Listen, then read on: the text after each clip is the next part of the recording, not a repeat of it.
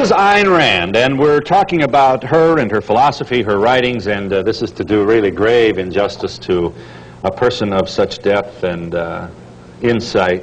So we're going to try our best, poor as it is, to at least expose those of you who haven't had a chance to read her work to where she stands philosophically and what her philosophies are, what her philosophy is. Okay, how do we start? You don't like altruists. I disapprove of them. I regard them as evil. Do-gooders. Lord, save me from the do-gooders. I don't like those popular expressions. Oh, okay. That's too narrow and too political. Okay, but what's bad about the person who wants to help other people? Well, to begin with, that's the big mistake. People can want to help other people properly and with very good reasons, but that isn't altruism. Altruism doesn't mean merely helping people. It means sacrificing yourself to others, placing the interests of others above your own. It's the self-sacrificing person who is an altruist. And what's wrong with that? What's wrong with committing suicide? What's wrong with giving up life? And why is the happiness of another person important and good, but not your own? Why are you always the outsider and the sacrificial animal? Mm-hmm. For a good relationship, there should be no victims, no sacrifices. Okay, so that in a relationship, for example, a man and woman, we'll talk about the heterosexual world for a moment.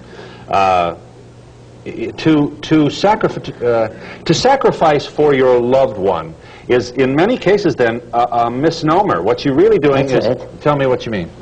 What I mean by sacrifice, and what is generally meant, is to give up some value which is important to you for something else which is a lesser value or a non-value. That's sacrifice. And you don't approve of that? No, I don't. Now, if you love your husband or wife and you have to, let us say, select between spending money for your spouse if he's ill or going to a nightclub, it's not a sacrifice to spend money for your spouse if he or she is your value. That is what you want to do. I see. But if you let, for instance, your husband die in order to save the neighbor's husband or your wife, that would be altruism. If you reject or pass up something which is, or someone who is valuable to you, mm-hmm. and in favor of somebody who is a neutral stranger or even worse, an enemy. If you sacrifice a friend for an enemy, that's altruism. And the issue there is simply watch the hierarchy of values. If something that is important to you requires a great deal of effort from you, that's not sacrifice. But if you give up your career because you want your competitor or rival to be more successful, that would be a hideous and very evil sacrifice. Mm-hmm. I'm trying to figure out how this applies to everyday, if you don't, if your wife wants you to go to the A&P and you don't want to go, but you sacrifice because it's for the good of the family, is that okay with you? Perfectly okay. But what if you're filled with resentment as you go, wondering why, how come you're always the... Oh, well, if that's true that it's unfair, and if it's not your understanding with your husband, but he imposes this on you, then it's perfectly all right to resent it, and properly you should raise the issue and decide what you want to do. Yeah. Well, I don't understand why this is important. What are the consequences of the traditional notion that we've got here in the Western world that sacrifice is what love is all about? Do you want the quickest example that comes to my mind? The newest proposals of having special millions spent on subnormal children and on the handicapped, including those so-called kneeling buses.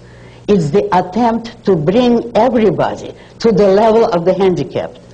And if it's merely an issue of a physical handicap like a broken leg, which doesn't affect the mind, that would be a little more excusable. So I don't believe that such privileges should be granted to any group. But it includes the mentally retarded, which is the subnormal, the children who are unable to learn, so that at the end of spending thousands or millions of taxpayers' money, you're left with a half-idiot who may learn to read and write, may.